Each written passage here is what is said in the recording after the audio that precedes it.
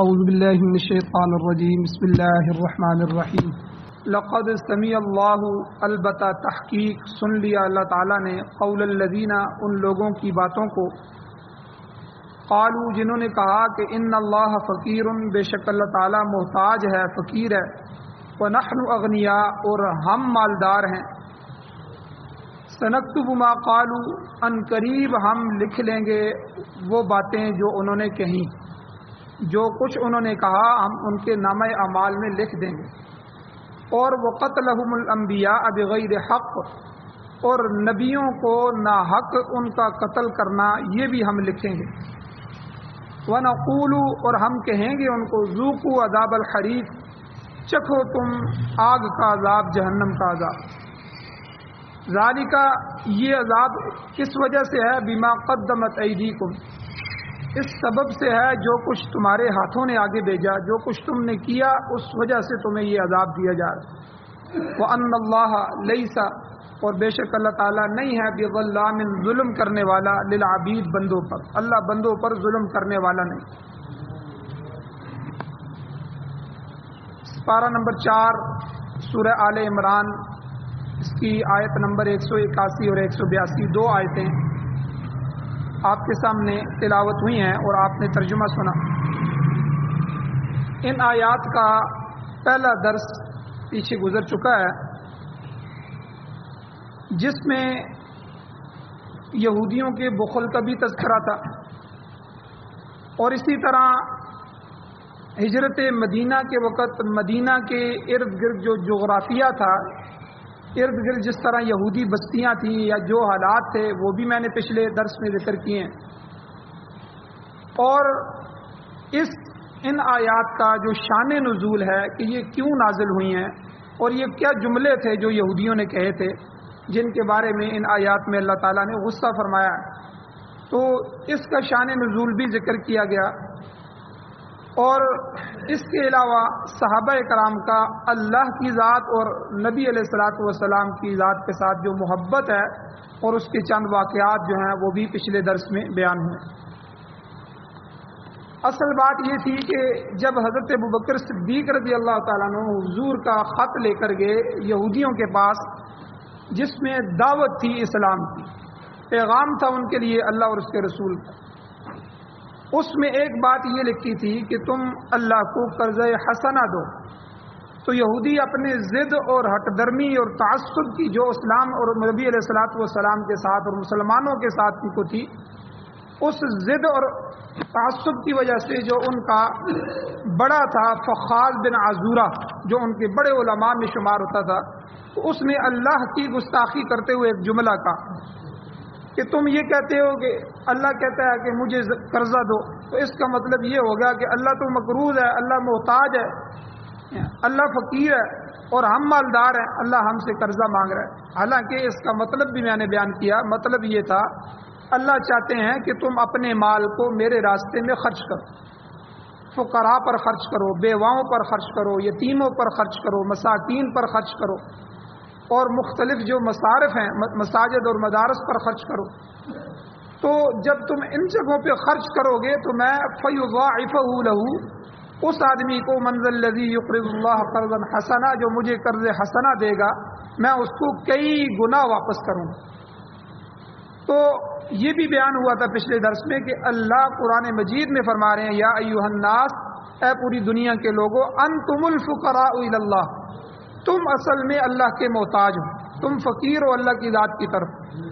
واللہ هو الغنی الحمید اللہ تو غنی ہے اللہ تو بے نیاز ہے ان کو تو اس چیز کی ضرورت نہیں یہاں علماء نے ایک مسئلہ لکھا ہے حلال اور حرام چیزوں کی حکمت کہ اللہ تعالیٰ نے حلت اور حرمت کے جتنے بھی احکام نازل فرمائے بعض چیزوں کو اللہ نے حلال کیا بعض کو حرام کیا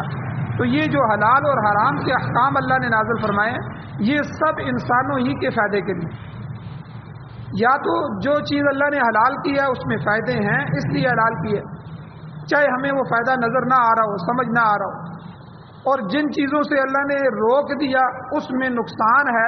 یہ چاہے ہمیں اس کا نقصان نظر آ رہا ہو یا نہ ہو اور ایک ایک سنت کے اندر بے شمار حکمتیں اور بے شمار فائدے ہیں۔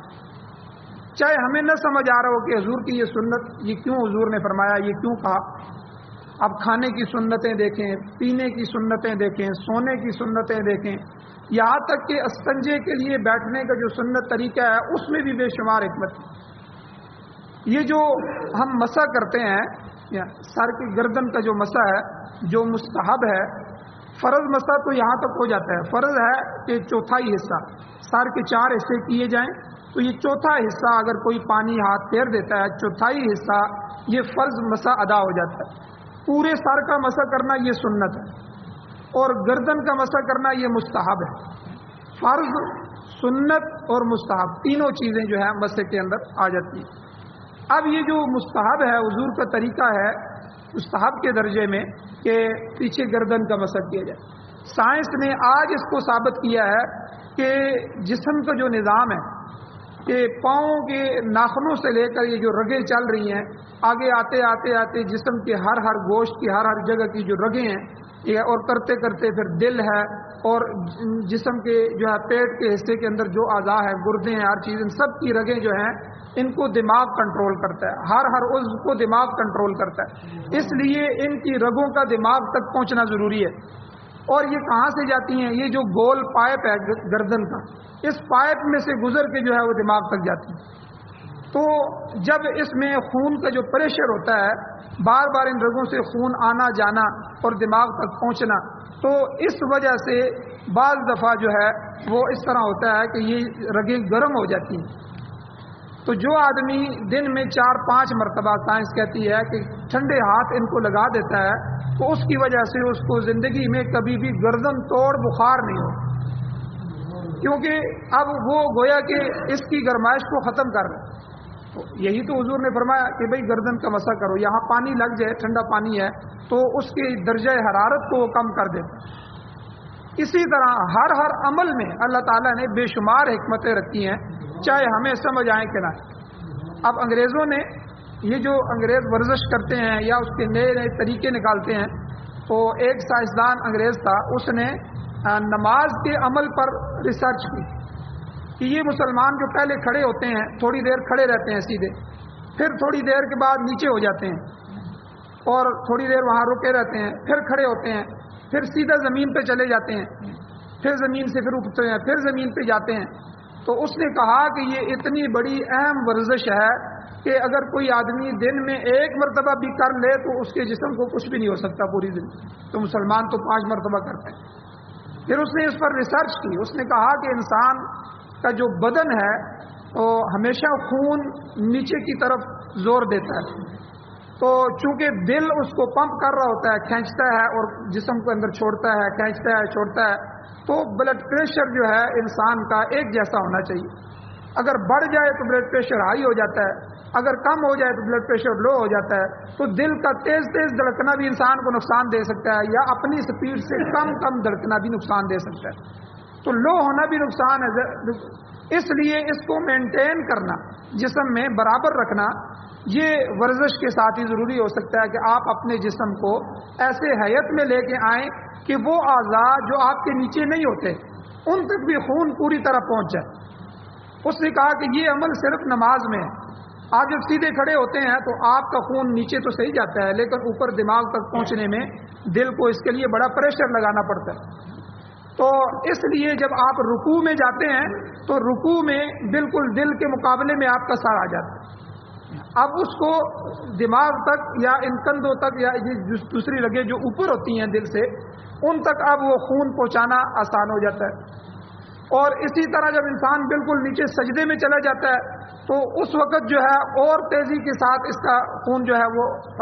دماغ تک پہنچتا ہے۔ تو اس طرح انسان کا سائنس ثابت کر رہی ہے ہر اس عمل میں بے شمار حکمتوں کو، بے شمار فائدوں کو جو اللہ اور اس کے رسول نے ہمیں 1400 سال پہلے دی۔ تو اس لیے ہر وہ چیز جو اسلام نے حلال کر دی ہے اس میں کوئی نہ کوئی فائدہ ہے، چاہے ہمیں وہ سمجھ آئے نہ آئے، چاہے ابھی تک سائنس کو بھی سمجھ آئے یا نہ آئے۔ اور اللہ کی منہیات میں جن سے اللہ نے روک دیا، ان منع کردہ چیزوں میں بے شمار نقصان ہیں، چاہے وہ سائنس ثابت کرے یا نہ کرے، ہمیں نظر آئیں یا نہ آئیں۔ تو اس لیے یہاں جو اللہ تعالیٰ جو ہے وہ مالدار کو کہہ رہے ہیں کہ میرے راستے میں خرچ کرو، اس کے اندر بے شمار فائدے ہیں۔ جب آدمی امیر لوگ جو ہے وہ صدقہ خیرات کرتے ہیں، زکوٰۃ ادا کرتے ہیں، تو ان میں کتنی حکمتیں ہیں۔ اللہ کو تو اس کی ضرورت نہیں ہے، اللہ تو غنی ذات ہے۔ باقی انسانوں کے لیے فائدے، نمبر ایک، امیر آدمی کے صدقہ خیرات سے محتاج پرورش پاتے ہیں۔ کتنے محتاج ایسے ہیں کہ آپ جب صدقہ کرتے ہیں، آپ دیکھیں یہ ابھی لوگ فطرانہ دیتے ہیں، کتنے لوگ ایسے ہیں کہ رمضان میں ان کی عیدوں کے لیے پیسے نہیں ہوتے، ان کے بچوں کے لیے نہیں ہوتے، لوگ کتنا راشن دیتے ہیں، ٹھیک ہے، کتنے پیسے دیتے ہیں لوگوں کو، کتنے محتاجوں کے چولہے جلتے ہیں۔ تو یہ کتنے بڑا فائدہ ہے اس میں۔ اور اسی طرح آپس میں ہمدردی اور غم گساری کا ذریعہ اللہ تعالیٰ فرما دیتے ہیں۔ جس کے دل میں کسی غریب کی قدر ہوگی، یا اس نے اپنے حالات کو دیکھا ہوگا کہ ہمارے حالات کیسے تھے، تو آج اللہ نے مجھے دے دیا ہے تو میں بھی ان غریبوں پر خرچ کروں، غم گساری اور ہمدردی پیدا ہوتی ہے۔ اسی طرح پاکیزہ جذبات پیدا ہوتے ہیں، یہ بھی فائدہ ہے۔ اور انسانوں کو تہذیب نفس حاصل ہوتی ہے، اس کے نفس کی تہذیب ہوتی ہے، اور اسی طرح انسان کے اخلاق کی تکمیل ہوتی ہے۔ یہ چیزیں بہرحال انسان کے لیے، بنی نوع انسان کے لیے مفید ہیں۔ تو باقی جن چیزوں کو اللہ تعالیٰ نے حرام ٹھہرایا ہے ان کے اندر بے شمار نقصان ہے۔ اول کوئی نہ کوئی جسمانی نقصان ہوگا، اگر جسمانی نقصان نہیں ہوگا تو روحانی نقصان ضرور ہوگا، اسی لیے اللہ تعالیٰ نے ان چیزوں کو انسانوں کے لیے حرام قرار دیا۔ اور باقی اللہ تعالیٰ کو ہمارے پیسوں کی کوئی ضرورت نہیں ہے، ہماری قربانیوں کی کوئی ضرورت نہیں ہے، بلکہ قربانی کے بارے میں اللہ نے قرآن مجید میں کیا فرمایا؟ لن ینال اللہ لحومها ولا دماؤها، کہ اے لوگو تمہاری قربانی جو تم کرتے ہو، نہ اللہ کو اس کی ہڈیاں پہنچاتے ہو، نہ اللہ کو اس کا گوشت پہنچاتے ہو، اللہ کو تو کوئی چیز نہیں پہنچ رہی۔ لن ینال اللہ لحومها ولا دماؤها، کیا اللہ کو پہنچ رہا ہے؟ ولکن ینالہ التقوی منکم، اللہ کو تمہارا تقوی پہنچ رہا ہے، جو تم اللہ سے ڈر کر اللہ کی رضا کے لیے یہ عمل کر رہے ہو، اللہ کے حکم کو مانتے ہوئے یہ حکم کر رہے ہو، یہی چیز اللہ دیکھنا چاہتے ہیں اور یہی چیز اللہ کو پہنچے۔ تو ہر بندہ قیمتی ہے، یاد رکھیں، یہ جو قدرت کا کارخانہ چل رہا ہے نا، یہ جو کائنات چل رہی ہے، بعض دفعہ ہم کہتے ہیں کہ اللہ نے فلاں کو مالدار بنا دیا، مجھے اللہ نے غریب کیوں بنایا؟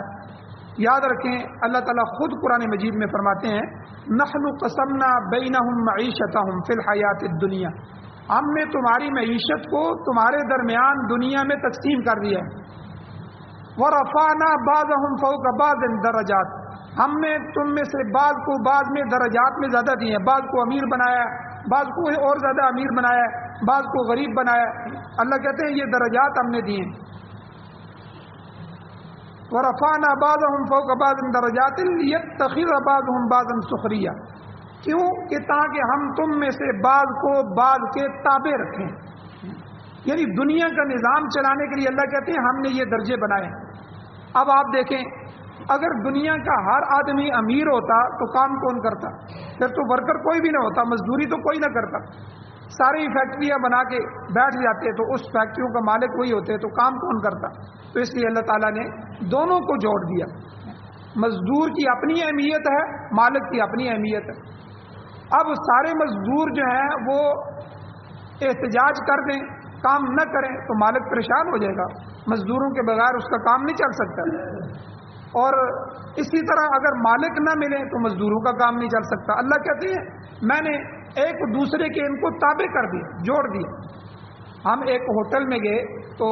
ہوٹل کا ایک مالک تھا، وہ کہنے لگا، میری اس سے بات چیت ہوئی، کہتے ہیں استاد جی جتنے بھی میرے کام کر رہے ہیں نا ہوٹل میں، ہر بندہ میرے لیے فائدہ مند ہے، اب یہاں سے اچانک روٹی پکانے والا چھوڑ کے چلا جائے تو میرا ہوٹل بند ہو جائے گا۔ ظاہر بات ہے جو جا کے لوگوں کے سامنے ٹیبل صاف کرنے والا ہے، رکھنے والا ہے، ٹھیک ہے، چائے بنانے والا ہے، سالن بنانے والا ہے، روٹیاں پکانے والا ہے، اور اسی طرح کاؤنٹر پر بیٹھنے والا ہے، مالک ہے، یہ سارے اپنے اپنے کام میں لگے ہوئے ہیں۔ تو ایک ایک فیکٹری، ایک ایک چیز جو ہے، ایک ایک نظام کئی لوگوں سے چل رہا ہے، اور ہر آدمی کی اپنی ویلیو ہے اس کام میں۔ وہ کہتے ہیں اگر ایک تندور والا چھوڑ کے چلا جائے تو میں کئی ہفتوں تک پریشان ہو جاؤں گا کہ میرے یہ ہوٹل کا نظام، ظاہر بات ہے پورا ایک سیٹ اپ خراب ہو جائے گا۔ تو اس لیے یہ جو قدرت کا کارخانہ ہے اللہ تعالیٰ نے اس میں سب کی تقسیم کر دی ہے. اب مسئلہ یہ ہے کہ ہم اس تقسیم پہ راضی ہو جائیں. جو اللہ نے ہمیں کر دیا ہے ہم اس پہ راضی ہوں. اور اللہ نے مختلف ہنر، علماء یہ بھی کہتے ہیں، دیکھو تانگے والا اپنے بچوں کو تانگا سکھاتا ہے، رکشے والا اپنے بچوں کو رکشہ لے کے دیتا ہے، فیکٹریوں والے اپنے بچوں کو فیکٹریاں بنا کے دیتے ہیں. تو یعنی اللہ اس نظام کو بھی چلانے کے لیے مختلف امور کی طرف جو ہے لوگوں کو لگا دے تاکہ یہ چیز چلتی رہے. تو اس لیے اللہ کی اس کائنات میں جو کچھ ہو رہا ہے ہمیں حق نہیں پہنچتا کہ ہم اللہ کی کسی چیز پر انگلی اٹھائیں، کسی چیز پر اعتراض کریں. تو اس لیے یہ جو مکھیاں ہیں، یہ جو مچھر ہیں، بظاہر ہمیں یہ نقصان نظر آتا ہے، لیکن ان کے اندر کتنے ہی فائدے ہیں. کتنی گندگی کو یہ صاف کرتے ہیں، کتنے چیزوں کے اندر جو ہے ان کے فائدے ہیں. تو اس لیے اللہ تعالیٰ نے ہر چیز کو، جو بھی اللہ نے حلال کر دیا اس میں انسانیت کے بے شمار فائدے ہیں، جو اللہ نے حرام کر دیا اس میں نقصان ہی نقصان ہے. اس لیے آدمی یہی سمجھے کہ مجھے اللہ کے حلال پر عمل کرنا ہے، مجھے اللہ تعالیٰ اور شریعت کے جو حرام ہے اس سے بچنا ہے. تو بہرحال یہودیوں کا یہ تذکرہ ہو رہا تھا کہ یہودی ایک ایسی قوم تھی کہ جو حرص اور بخل کی وجہ سے اللہ جل شانہ کی شان میں بہت سی گستاخیاں کرتے تھے. قرآن مجید میں ان کی گستاخیوں کا تذکرہ موجود ہے. اب آگے چند آیات بعد ان کی ایک اور گستاخی آئے گی کہ جب ان بدبختوں کو مالی طور پر پریشانی ہوتی، مال کم ہو جاتا، مالی پریشانی ہوتی، تو کہتے ید اللہ مغلولہ، اللہ کے ہاتھ بندھے ہوئے ہیں. یعنی گستاخی کرتے کہ اللہ ہمیں دیتا کیوں نہیں ہے، ہم پر فیاضی کیوں نہیں کرتا. اس کا مطلب ہے اللہ کے پاس ہے کچھ نہیں نا، اللہ کے ہاتھ بندھے ہوئے ہیں، یعنی اندازہ لگائیں. تو اس کا جواب بھی آگے آئے گا. اللہ تعالیٰ نے جواب میں فرمایا غلت ایدیہم ولعنہم، کہ بد نصیبوں تمہارے اپنے ہاتھ جکڑے ہوئے ہیں اور تم ایسے لوگ ہو کہ تم پر ولعنوا، اللہ کی لعنت برس رہی. آگے اللہ نے فرمایا بل یداہ مبسوطتان، بلکہ اللہ کے تو دونوں ہاتھ کھلے ہیں، اللہ کے تو دونوں ہاتھ کشادہ ہیں. وہ تو اپنی فیاضی کے اور خرچ کرنے کی بارش پر نازل کر رہا ہے. وہ جس طریقے سے چاہے خرچ کرتا ہے اس کے سامنے کوئی رکاوٹ نہیں ہے. اور حقیقت یہ ہے کہ یہودی کفر کے کلمات بول کر گستاخی کا ارتکاب کر رہے ہیں اور بے ادبی میں مبتلا ہیں.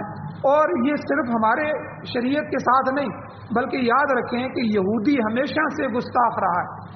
ہمیشہ سے یہ ایسے ہی رہے. خود اپنے انبیاء کو انہوں نے شہید کیا، اپنے نبیوں کے ساتھ بھی انہوں نے گستاخی کی. اور ان کے سب سے بڑے پیغمبر حضرت موسیٰ علیہ السلام تھے جن پر تورات نازل ہوئی، اور موسیٰ علیہ السلام کے سامنے انہوں نے جو گستاخیاں کی ان کو بھی قرآن مجید نے ذکر کیا. پیچھے سورہ بقرہ میں گزر چکی ہے ان کی ایک گستاخی کہ موسیٰ علیہ السلام تورات لینے کے لیے گئے اور انہوں نے پیچھے بچڑے کو معبود بنا لیا، بچڑے کو پوجا کر اتنی دیر بھی 40 دن بھی نہیں رک سکے. اور پھر جب موسیٰ علیہ السلام تورات لے کے آئے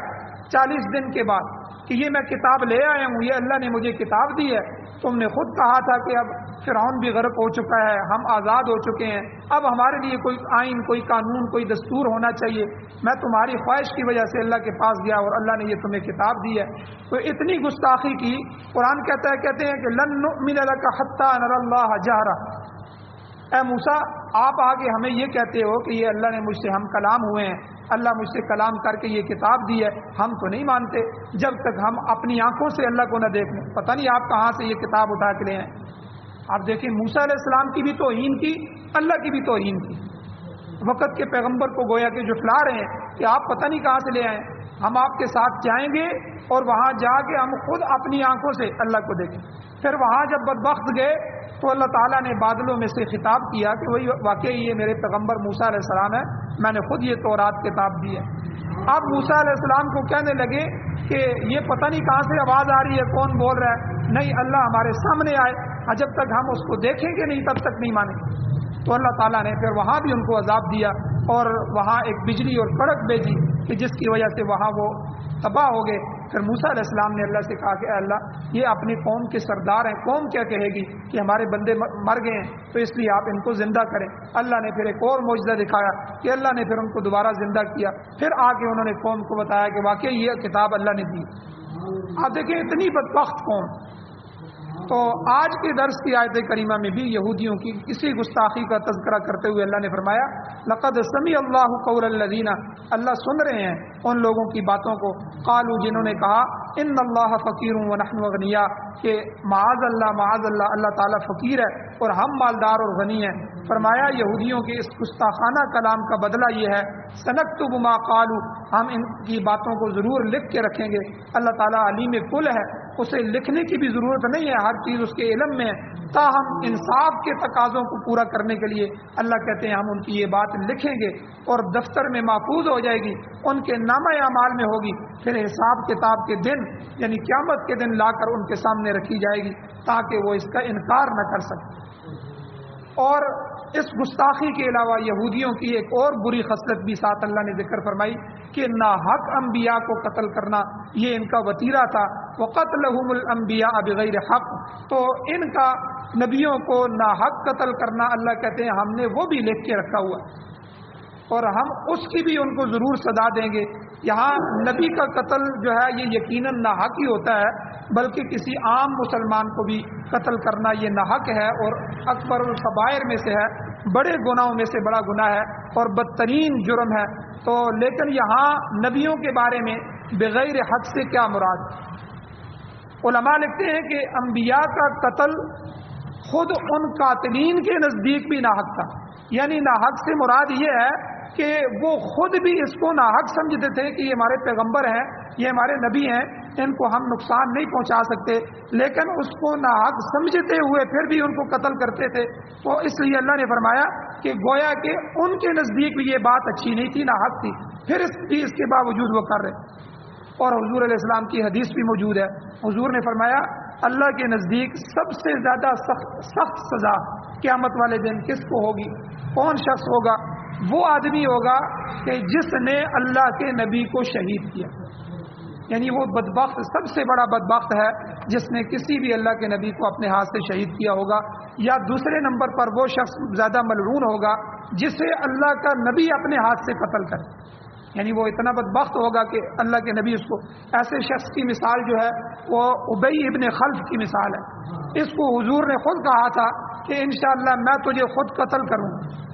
تو اس بدبخت نے ایک گھوڑا پال رکھا تھا، اور جب غزوہ احد ہوا تو غزوہ احد میں یہ آوازیں لگا رہا تھا کہ محمد صلی اللہ علیہ وسلم کدھر ہے، تو اگر آج میں نے ان کو قتل نہ کیا تو پھر میری خیر نہیں۔ تو یہ قتل کرنے کے لیے حضور کی طرف بڑھا،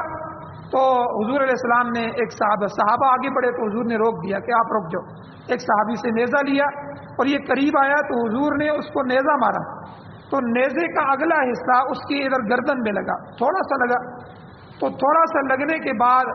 وہ وہیں گرا اور گر کے پھر اٹھا اور اپنے کافروں میں پہنچ گیا، اور وہاں جا کے وہ شور کرنے لگا، اونچا اونچا رونے لگا،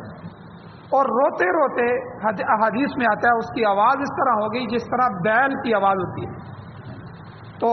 کافروں نے، ابو جہل وغیرہ نے اور دوسرے لوگوں نے جو اس کے سردار تھے، انہوں نے کہا کہ دیکھو کیوں روتے ہو اس طرح، لوگ کیا کہیں گے سردار اس طرح کر رہا ہے۔ تو عجیب جملہ اس نے کہا کہ تمہیں پتہ ہے کہ یہ کس کی مار مجھے پڑی ہے؟ یہ محمد صلی اللہ علیہ وسلم کی مار ہے۔ انہوں نے مجھے مکہ میں کہا تھا جب حضور ہجرت کر کے نہیں آئے تھے، اس وقت مجھے کہا تھا، میں نے ان کو کہا تھا میں آپ کے قتل کے لیے گھوڑا پال رہا ہوں، تو انہوں نے مجھے کہا تھا کہ انشاءاللہ اللہ نے چاہا تو میں تجھے قتل کروں گا، اور رب کعبہ کی قسم اگر اس کہنے کے بعد حضور مجھ پر تھوک بھی دیتے تو میں اس سے بھی مر جاتا، ہلاک ہو جاتا۔ یعنی اس کا یقین دیکھیں، اور اس کے باوجود ضد اور ہٹ درمی دیکھیں کہ مسلمان بھی نہیں ہوا۔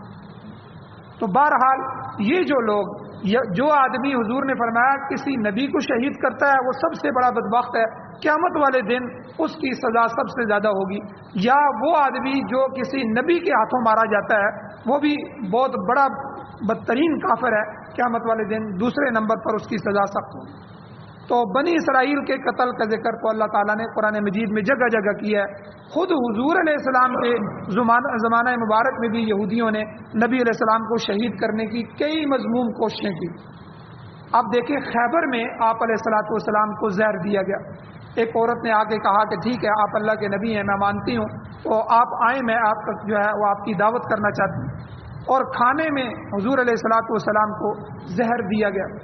حضور کو تو اللہ نے محفوظ فرما دیا، بچا کے رکھا، لیکن کئی صحابہ شہید ہو گئے اس میں جو حضور کے ساتھ تھے،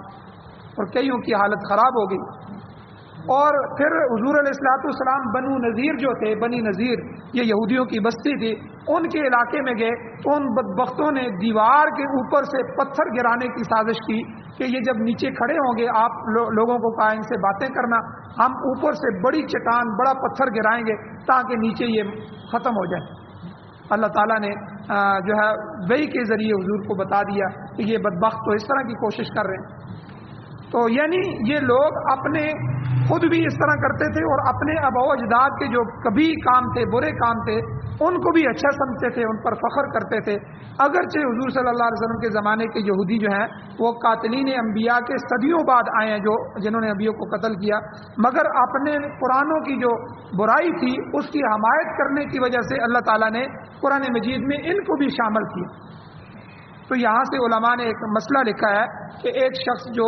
بالفعل کوئی برائی نہیں کرتا، اس میں شامل نہیں ہوتا، مگر برائی کرنے والے کو دل سے اچھا سمجھتا ہے کہ یہ اچھا کام کر رہا ہے، تو وہ بھی برائی کرنے والے کے ساتھ شامل ہو جائے۔ اس لیے جو ہے برائی کو برا سمجھنا، اس کو 3 درجے ہیں۔ حضور نے کیا فرمایا؟ سب سے پہلا درجہ یہ ہے کہ اللہ نے آپ کو حکم، اتھارٹی، قوت دی ہے تو آپ نے ماتحت کو اس برائی سے روکیں، جبرن روکیں، اپنی اتھارٹی کو استعمال کریں۔ اور اگر روک نہیں سکتے، اتنی طاقت نہیں ہے، تو آپ اپنی زبان سے پھر اس کو کہیں کہ بھائی یہ کام اچھا نہیں کر رہے ہو، تو اللہ اور اس کے رسول کے غضب کو دعوت دے رہے، تو زبان سے بھی اس کو برا نہیں کہہ سکتے۔ تو آخری درجہ یہ ہے کہ کم از کم دل میں ان کو برا سمجھے۔ اب ایک آدمی کسی کی برائی کو نہ دل زبان سے، ہاتھ سے اس کو روکتا ہے، نہ زبان سے اس کو کہتا ہے، نہ دل سے برا سمجھتا ہے، بلکہ اس کے مقابلے میں اس برائی کو اچھا سمجھتا ہے، تو حضور نے فرمایا کہ وہ آدمی اس کے اندر شامل ہے۔ تو یہودی، حضور کے زمانے کے یہودی تو نبی کو قتل نہیں کر رہے، لیکن ان کے آباء و اجداد کو قتل کرتے تھے تو وہ اپنے آباء و اجداد کے کارناموں پہ خوش ہوتے تھے، ان کو بیان کرتے تھے، تو اس لیے قرآن مجید نے ان کو بھی انہی کے ساتھ شامل کیا۔ اور آخر میں آخری جملہ اللہ تعالیٰ نے ان گستاخیوں کا تذکرہ کرنے کے بعد فرمایا وَنَقُولُ ذُوقُوا عَذَابَ الْحَرِيقِ، پھر ہم جزائے عمل کے وقت جب ان کو جزا دیں گے اور قیامت کا دن ہوگا، ہم ان کو جو ہے کہیں گے یہودیوں کو، یہ جلانے والا آگ کا جو عذاب ہے اس کا مزہ چکھو۔ تم خدا تعالیٰ کی شان میں بےہودہ کلمات کہتے تھے کہ خدا فقیر ہو گیا ہے جو ہم سے قرض مانگتا ہے، لو آج اس گستاخی کی سزا بھگت لو۔ فرمایا ہماری سخت سزا تمہارے ساتھ زیادتی نہیں ہے، کوئی آدمی یہ نہ سمجھے کہ ہم زیادتی کر رہے ہیں ان کو آگ میں ڈال کے، بلکہ اللہ کہتے ہیں ذالک بما قدمت ایدیکم، یہ اس وجہ سے ہے جو کچھ تمہارے ہاتھوں نے آگے بھیجا، تم نے دنیا میں جس قسم کے اعمال انجام دیے ہیں یہ آج تمہیں اسی کا بدلہ مل رہا۔ سورہ بقرہ میں اللہ نے فرما دیا لہا ما کسبت وعلیکم وعلیہا ما اکتسبت، تمہاری اپنی ہی کمائی تمہارے سامنے آئے گی، یہ تمہاری بدعمالیوں کا صلہ ہے جو تمہیں مل رہا ہے۔ اور یاد رکھو وَأَنَّ اللَّهَ لَيْسَ بِظَلَّامٍ لِّلْعَبِيدِ، اللہ تعالیٰ اپنے بندوں پر ذرا بھر بھی ظلم نہیں کرتا، وہ تو انصاف کرنے والا ہے، وہ تو رحیم اور کریم ذات ہے۔ یہاں پر یہ جو ظلام یہ ہے یہ مبالغے کا صیغہ ہے، اور معنی یہ ہے کہ اللہ تعالیٰ بالکل ظلم نہیں کرتا، ذرہ بھر بھی اللہ ظلم نہیں کرتے کسی کے ساتھ، مگر انسان جو ہے خود ہی اللہ کی نافرمانی، بد اعتقادی، بد اعمالی، معاصی اور گناہوں کی وجہ سے شدید تر سزا کا مستحق ٹھہر رہا ہے۔ یہ خود اس کے اپنے کیا درا ہے کہ اس کی سزا اس کو مل رہی ہے، ورنہ اللہ کسی کے ساتھ ظلم کرنے والے نہیں۔ اللہ تعالیٰ سے دعا ہے اللہ ہمیں عمل کی توفیق عطا فرمائے، آمین۔ الحمدللہ رب العالمین والعاقبۃ للمتقین والصلاۃ والسلام علی رسولہ النبی الامی الکریم۔ یا اللہ ہماری کمیوں کوتاہیوں کو معاف فرمائیے، درگزر فرمائیے، صغیرہ کبیرہ گناہوں کو معاف فرمائیے۔ یا اللہ نبی علیہ السلام کی سچی محبت نصیب فرمائیے۔ یا اللہ اپنے دین کی کامل اطاعت نصیب فرمائیے۔ یا اللہ قرآن و سنت کو پڑھنے، سننے، سمجھنے، اس پر عمل کرنے کی توفیق عطا فرمائیے۔ یا اللہ ہمارے نامہ اعمال کو صاف فرمائیے۔ یا اللہ سارے گناہوں کو مٹا دیجیے، بلکہ یا اللہ سارے گناہوں کو نیکیوں سے مبدل فرمائیے، تبدیل فرمائیے۔